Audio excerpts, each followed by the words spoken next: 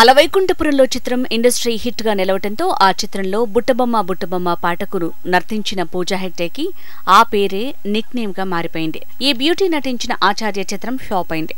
Radhe Shyam pan India మూవీగా release అయి disaster అయింది. దాంతో ఈ అమ్మడికి అవకాశాలు దక్కడం కష్టమే అనుకున్నారు. బ్యాక్ టు బ్యాక్ ఛాన్సులు కొట్టేస్తూ అందరినీ ఆశ్చర్యపరుస్తోంది.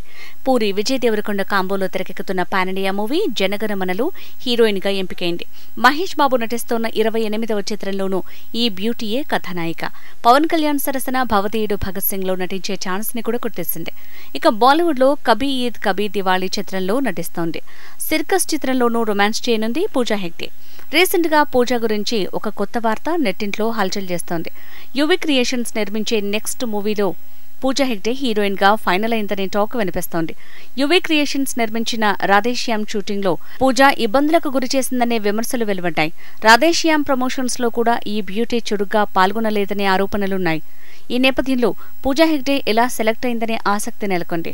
తమ పార్ట్నర్ గా ఉన్న స్టూడియో గ్రీన్ మాట కాదనలేక పూజా హెగ్డేని ఎంపిక చేశారని టాక్.